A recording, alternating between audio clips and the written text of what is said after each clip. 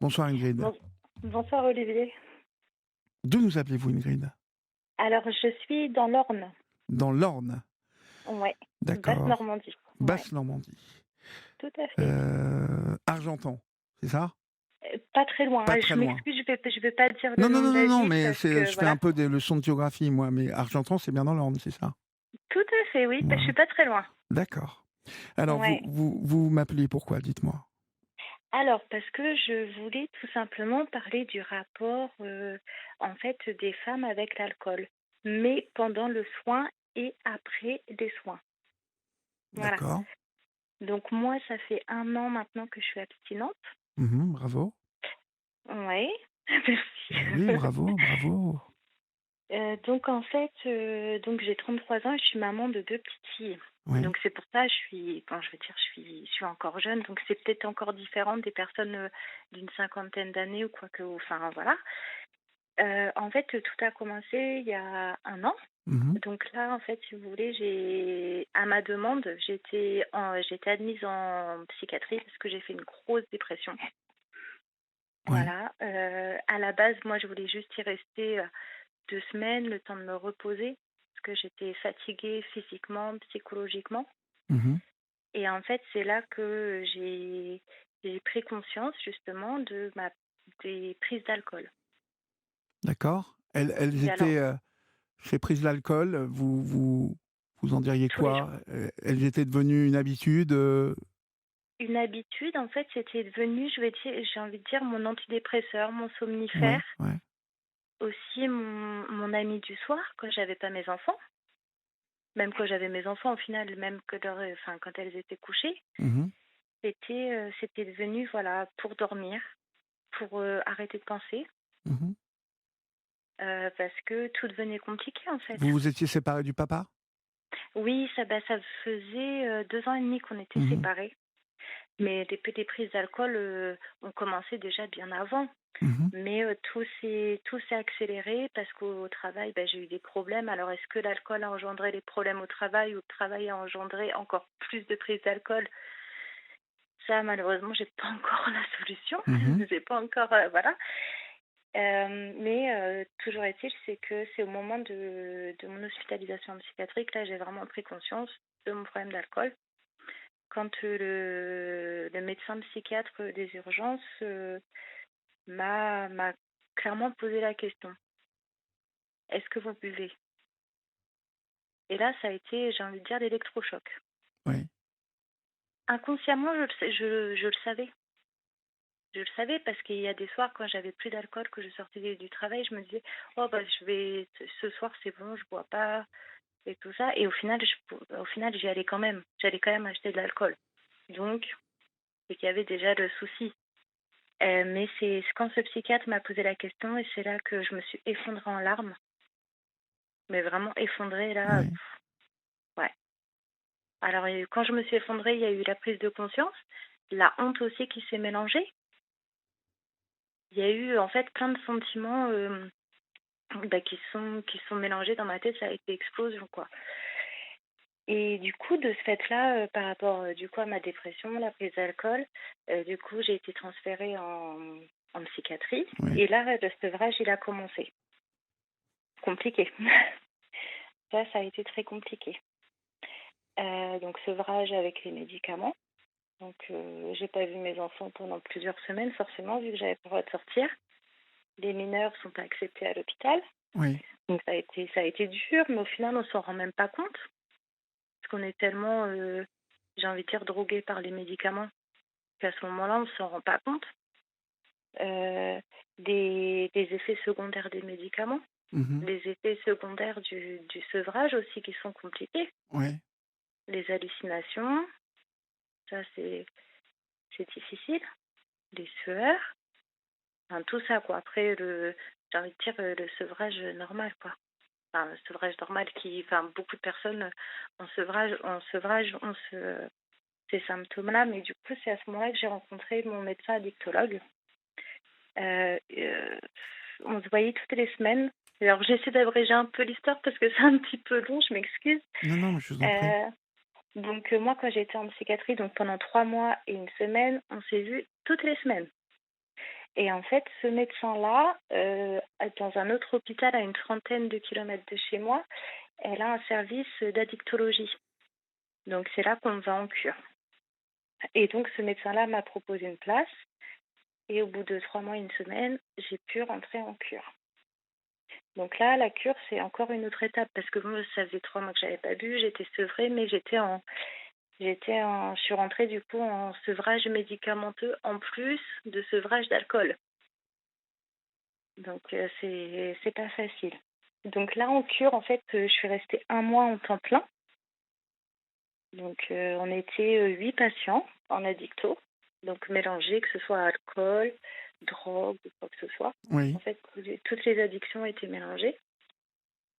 Donc 1 mois à temps plein. Après, je suis passée en hôpital de jour.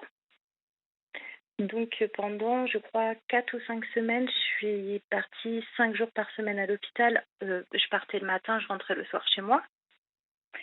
Donc les 2 premières semaines, ça s'est super bien passé, contente d'être à la maison parce que ça faisait plus de 4 mois quand même que j'étais pas chez moi. Et sauf qu'au bout de 2 semaines passées chez moi, là, ça a été la dégringolade. Pourquoi ça? Dites-moi. Et le fait, de se retrouver seule. Parce que quand on est à l'hôpital, en fait, on est avec les Ouais, autres on est patients entouré, ouais, H24, ouais, ouais. c'est ça. Le personnel soignant quand même ça permet d'avoir un garde-fou Mmh. À nouveau aussi. confronté chez vous, à la Ouais, tentation. Ouais. c'est ça. Et là, compliqué. Compliqué parce que, bah, pareil, j'avais pas le droit de conduire à cause des médicaments. Donc c'est pas évident, on n'a plus d'autonomie. Avec mes enfants, bah, c'était difficile aussi parce que je les prenais pas tous les jours parce que c'était fatigant aussi pour moi. Le bruit, l'agitation et tout ça. Mais, ouais, c'était compliqué. Il fallait qu'on se réapprivoise, il fallait qu'elles réapprennent à connaître maman, une autre maman. Et moi, je voyais mes filles autrement aussi, du coup, vu qu'il n'y avait plus de produits. J'étais un peu plus cool avec elles, j'étais moins énervée, moins stressée, moins... Voilà. Et du coup, la solution que j'ai trouvée avec le médecin, c'était soit me faire hospitaliser, ou bien soit aller vivre chez mes parents euh, en quittant la maison petit à petit. Au début, y aller toute la semaine, après retourner dormir 1 nuit par semaine chez moi, 2 nuits, etc., etc. Donc après, bon, c'est pas facile non plus retourner chez papa-maman à 33 ans. Mais bon, valait mieux ça que de retourner à l'hôpital. Et puis, il y a aussi le rapport aux autres patients aussi, qui était un peu compliqué, ouais, un peu, parce que au début, faut savoir que moi où j'étais, on était des groupes de 8, j'étais la seule femme. Donc, c'est pas évident. Il y a un peu de honte aussi quand même par rapport aux autres hommes. Voilà, une femme qui boit, c'est pas, voilà, c'est pas très Non, très. oui, oui, oui. euh, voilà, on a souvent l'image, on a déjà physiquement, on n'a pas une image positive d'une femme qui boit, clairement. On voit la femme toute rouge, voilà. Donc déjà, faut réussir à le dire aux autres patients parce que, eh ben, faut qu'on se présente, faut qu'on dise pourquoi on est là, faut qu'on raconte sa vie. Ouais. C'est pas facile. Non, non, non, il faut beaucoup, Euh, beaucoup de courage. Beaucoup. ouais, ouais, c'est ça. Et puis bon, en plus, il y a des problèmes, je pense, enfin, il y a des choses qu'une femme vit dans l'alcool ou même pas forcément dans l'alcool, qui est difficile à raconter devant des hommes. C'est compliqué. C'est compliqué et puis les hommes aussi sont pas forcément corrects non plus vis-à-vis d'une femme quand ils sont sous C'est-à-dire? produit. C'est-à-dire? Euh, Ah oui, oui, oui, après, oui, oui, quand ils ouais, sont sous-produits, bien sûr. quand ils sont sous produit et puis même, enfin moi, je parle pour mon expérience à moi, au niveau de la cure, il y a des moments ça a été compliqué. Ça a été compliqué avec les autres patients parce que c'était combat de coq. C'était vraiment combat de coq. Et ça, franchement, c'est pas facile à gérer, hein. Parce que du coup, après, moi, je sais que je me suis beaucoup remise en question. Est-ce que c'est moi? Est-ce que c'est moi qui inconsciemment les aguiche ou je sais pas quoi?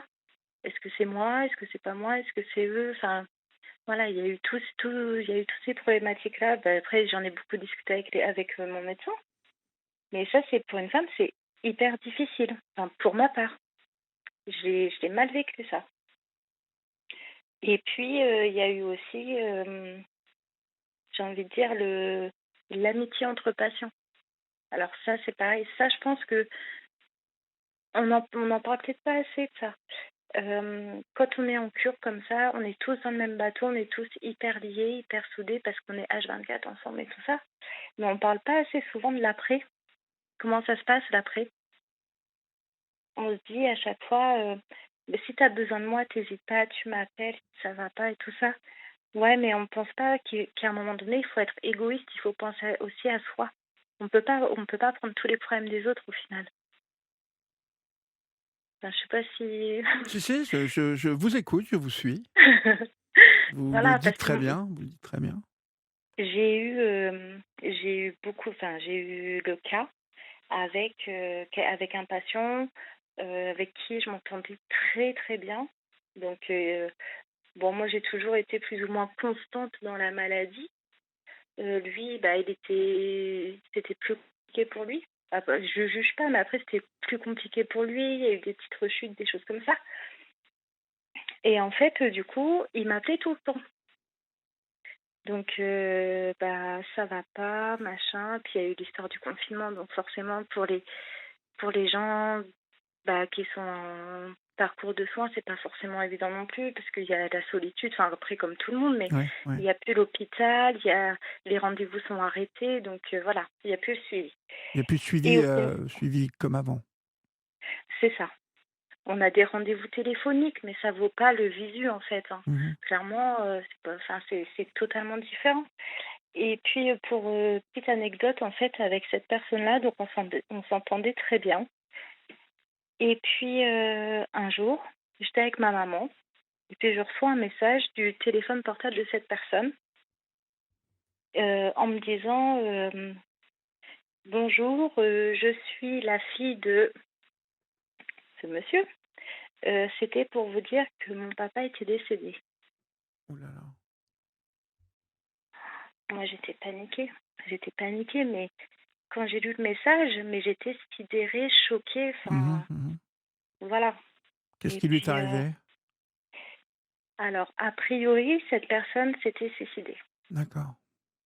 Donc après j'échange avec sa soi-disant fille qui me dit il a laissé une lettre pour vous. C'est bien, vous êtes bien Ingrid, là. Je dis oui, c'est moi. Puis moi, je savais bien que cette personne aurait bien aimé avoir une petite histoire avec moi, mais j'ai toujours été très claire et tout. Je dis oui, oui, c'est bien moi, machin. Bon, alors là, sidération. Enfin, choquée. Je l'avais eu la veille au téléphone. Je me suis dit, c'est quoi le délire? Et heureusement, c'est que j'ai un très très bon médecin.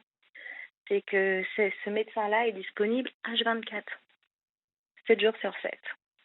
Donc, mon médecin, je contacte mon médecin le dimanche après-midi et je lui explique la situation. Elle me dit, bah attendez, donnez-moi le numéro, je vais appeler. Elle appelle. Elle me rappelle, donc elle appelle le numéro du monsieur. Elle me rappelle après, elle me dit non, mais cette personne n'est pas morte, je viens de l'avoir au Oh là téléphone. là. Ouais, vous êtes tombé sur, une tordue. Ouais. Et en fait, après j'ai appelé ce monsieur parce que les messages quand même venaient de son téléphone. Donc à un moment donné, Non, vous êtes voilà. tombé sur une jalouse qui a essayé de monter quelque chose, enfin non? C'est à votre avis? Bah, je saurais jamais je saurais Vous jamais, l'avez enfin, son jamais eu au téléphone, cet homme? je l'ai appelé le soir. Ouais. Alors là, bah là, clairement, j'ai pété un câble. Ah oui, vous m'étonnez. Ouais. Et en fait, il s'avère il m'a dit que c'était pas lui. Je suis sûre que non. Mais en fait, il avait bu. Mais bu bien, Ouais, ouais, correctement, quoi. ouais. Voilà. Bah, vous avez ça a été stop à partir de ce moment-là, non? À partir de ce moment-là, le lendemain, je suis allée voir le médecin.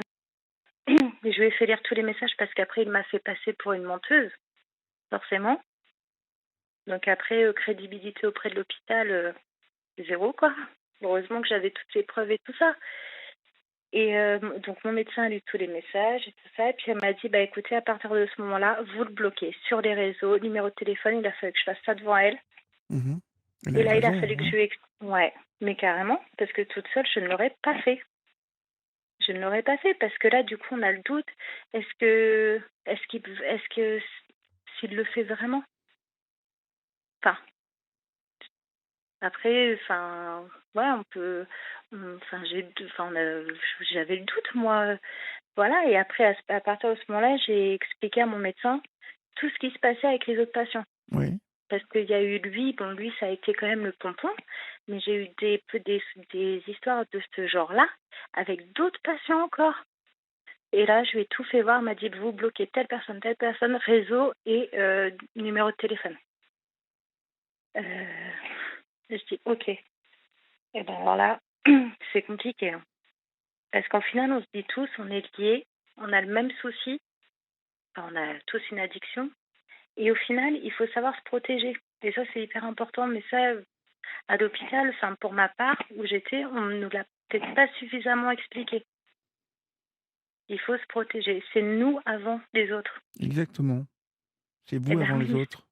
Mais ça, je pense qu'on ne nous l'explique pas assez. Et pour moi, c'était important d'en parler, d'expliquer, parce qu'au final, ce soir-là, quand j'ai eu l'histoire avec justement ce monsieur-là, heureusement, c'est que ce jour-là, j'étais avec ma maman, parce que sinon, je pense que clairement, j'étais dans un tel état Oui, vous auriez rechuté. de... Ouais, c'est sûr. J'en suis sûre, 99%. Et là, j'étais avec ma maman, elle m'a dit: «Bah, écoute, tu viens manger à la maison, tu dors à la maison». Voilà. Je me suis protégée, j'ai su me mettre en sécurité. Mais tout peut aller très vite et ce, avec les autres patients. Il y a l'entourage des amis, enfin voilà, aussi, auquel il faut faire attention, c'est normal. Mais en tant que patient, en tant que tous malades, il faut savoir faire extrêmement attention entre les gens qui ont vraiment la motivation de s'en sortir et ceux qui malheureusement l'ont pas et qui sont là par obligation ou quoi que ce soit, Mmh. clairement. Après, c'est mon avis, je me trompe peut-être, mais enfin moi, je l'ai vécu comme ça. Et du coup, maintenant, j'ai coupé les ponts avec quasiment tout le monde. Mais Comme ça, au moins, je suis tranquille. de toute façon, vous savez, c'est le quand on doit se séparer d'une addiction, vraiment, ce qui est très compliqué. Mmh. La première chose à faire est de rompre toute, relation, malheureusement, hein, avec des personnes qui consomment, pour un temps Ouais. donné. Mmh. Après, on est assez fort. Il y a un moment où on est assez fort, où on a compris, que la vie valait beaucoup plus le coup d'être vécu sans tout ça. Mmh. Hem et on est assez fort pour, réaffronter, alors dans votre cas, hein, puisque en France, c'est compliqué, de ne pas se rendre à un dîner où on ne boit pas, un apéro où on ne boit Mmh. pas, vous voyez? Des manifestations même, Ouais. hein, on va à la foire de Lille ou enfin bon, ça y est, c'est bon, il y a pas de foire Mmh. de Lille cette année, je prends ça comme exemple, mais on va au Ouais. stade, on boit un verre avec Tout des à copains fait. avant et quand on a Mmh. vécu ce genre de choses et qu'on est abstinent, bon, Ouais. eh ben, on prend un coca, enfin voilà. Moi, vous Mmh. voyez, je n'ai pas, vécu, ce type d'addiction, mais je sais que j'ai pris l'habitude de ne plus boire de l'alcool parce que les autres boivent de l'alcool Mmh. Mais c'est ça. et finalement, mais je me suis très vite habitué à ne pas boire d'alcool et Mmh. d'en boire vraiment de temps en temps quand, bah, voilà, il y a l'anniversaire de notre réalisateur il y a 2 jours. Je bois une coupe de champagne avec Ouais. l'équipe, voilà, parce que c'est l'occasion et on se doit, même par politesse, de le faire si bien évidemment on n'a pas, affronté un problème d'addiction, hein. Mais Mmh. voilà, on va dans un restaurant où d'un seul coup, on nous sert un verre de vin parce que, on nous dit que c'est bon et ça encore. Mais Mmh. bon, il y a, mais quand on a eu un problème avec l'alcool, de toute façon, vous le savez, hein, Mmh. Ah bah, c'est clair. c'est terminé, c'est Ah bah, terminé. c'est terminé. Ouais, Ah mais c'est c'est terminé de terminé. chez terminé. Ah bah, oui, oui, c'est clair, hein. C'est clair. Bon, on dit malheureusement, hein, et c'est une maladie, toutes ces addictions sont des Mmh. maladies parce Ouais. elles répondent à quelque chose de très profond, de très inconscient, hein, chez nous. Alors je dis chez nous parce que, entendez bien, hein, chères auditrices, chers auditeurs, c'est que je vous parle à vous. Nous sommes Mmh. toutes et tous mystérieux et nous Ouais. pouvons tous tomber demain dans une addiction. tout à fait. parce qu'il y a une petite faille là qui ne s'est pas encore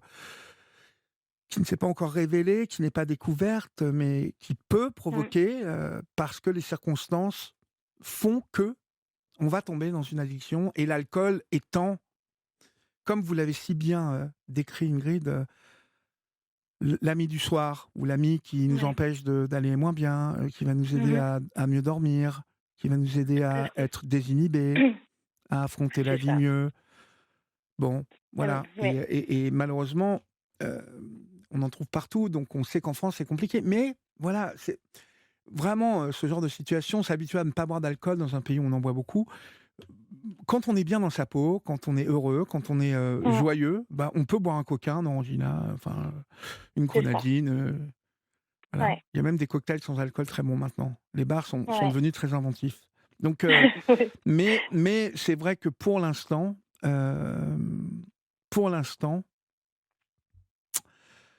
il va falloir pendant un bon moment que Mmh. vous vous teniez aux décisions que vous avez prises. C'est Ah mais clair. tout à fait, parce que si je continue à fréquenter ces gens-là, je pense qu'au bout d'un moment, déjà, je vais les voir boire et puis, et ben, on va toujours être revenu au même, sujet de conversation.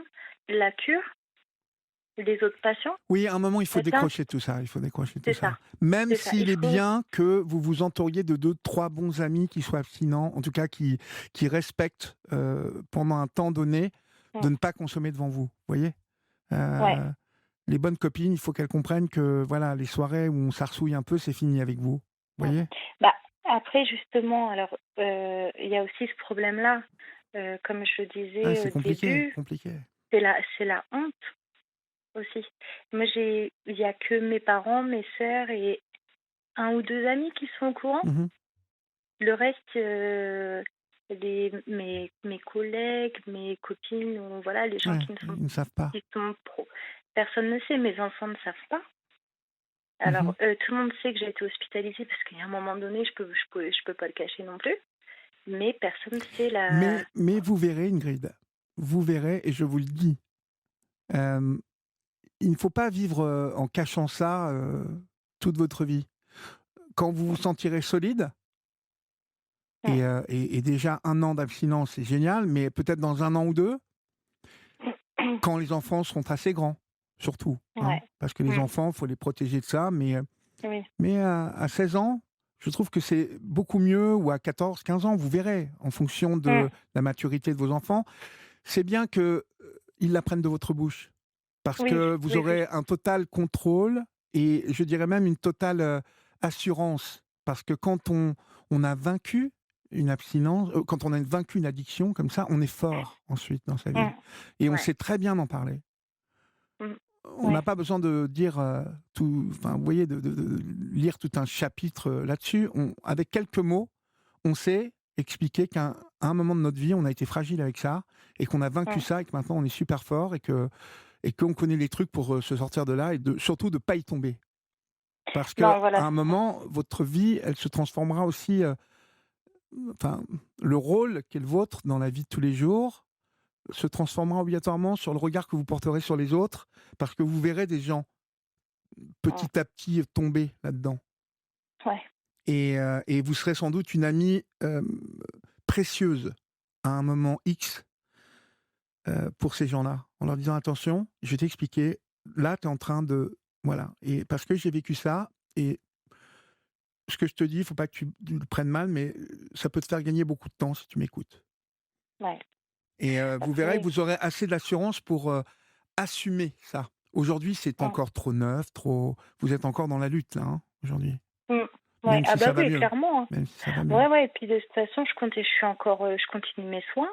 Donc maintenant, depuis début juin, je vois mon psychologue, j'ai envie de dire, entre guillemets, plus que tous les 15 jours. Parce qu'avant, depuis début février, c'était vraiment toutes les semaines, depuis que je suis sortie de l'hôpital. Je le voyais toutes les semaines, là, je le vois tous les 15 jours. Je vois mon médecin addictologue 1 fois par mois. Et puis mon médecin traitant, je le vois pareil, au moins 1 fois par mois, parce qu'il y a encore les médicaments qui m'aident aussi, forcément. Donc après, c'est tout ça, il y a encore il y a encore Mhm, des grosses étapes mhm. Il y à a des accomplir. étapes, il y a des étapes. Ouais, Pas la ouais. peine de dire de grosses étapes parce que vous avez un an déjà. Vous savez très bien Oui, qu'un an, je vous le dis encore, bravo, bravo, parce que merci. c'est c'est une preuve de beaucoup de courage, beaucoup de Mmh. vraiment beaucoup de courage. Et donc je vous en félicite. Et maintenant, il y a des étapes à enchaîner. Mmh. Et Ouais. de temps en temps, aller à des réunions des alcooliques anonymes, ça vous ferait, vous serez en Mmh. terrain connu et vous n'êtes pas obligé d'y aller. Ouais. Vous voyez, mais de temps en temps, Mmh. faites-vous une réunion. Ouais. Bah, Euh, justement, c'est bah, là, enfin, forcément avec, la situation, tous les groupes de parole et tout se sont oui, arrêtés, oui, bien mais sûr, bien sûr. hem, à l'hôpital donc où j'étais en cure, il y avait, 2 groupes de parole par semaine. Donc j'y assistais toutes les semaines. Mais bah, là, du coup, j'avais justement envie de changer aussi de groupe parce que là, depuis, quasiment un an, je vois tout le temps les mêmes personnes, tout le temps les mêmes histoires et au bout d'un moment, c'est pesant aussi, quoi. Enfin, je sais pas trop comment expliquer, mais en fait, on entend toujours les mêmes choses, Oui, toujours, oui, toujours. oui, mais bon, c'est pour ça, s'en faire de temps en temps, ça Ouais, permet d'abord de s'imposer quelque chose. Et ouais, puis, d'entendre quand même, on entend beaucoup de choses qu'on a déjà entendues, mais croyez-moi, dans ces groupes de parole, je vous certifie que vous identifierez toujours quelque chose qui va vous faire du bien, qui va vous faire vous sentir appartenir à voilà, un cercle particulier. Enfin, nous sommes tous très différents les uns des autres, donc il y a toujours mmh, quelque chose qui peut se dire. En tout cas, ouais. bravo Ingrid. Je vais vous souhaiter une bonne nuit. Merci beaucoup. Vous remercier pour ce joli témoignage, ce témoignage très lumineux. Pardonnez-moi, hein, j'ai un Mmh. problème. Voilà, j'ai du mal à articuler ce soir, mais Il y a voilà. pas de souci. Ouais. Eh bien, passez une bonne nuit et puis mille merci Merci de nous avoir éclairés sur tout ça ce soir. de rien. Et si je peux me permettre de donner un dernier message aux patients ou aux futurs patients, pensez à vous en priorité. Voilà, Mhm. Complètement. tout simplement. C'est sa peau qu'il faut sauver. C'est ça, Donc, il est bien mieux de penser à soi dans ces moments-là et qu'à soi. exactement. Voilà. Portez-vous bien, Ingrid, et passez une belle nuit. Merci, Au merci revoir. beaucoup Olivier. Au revoir.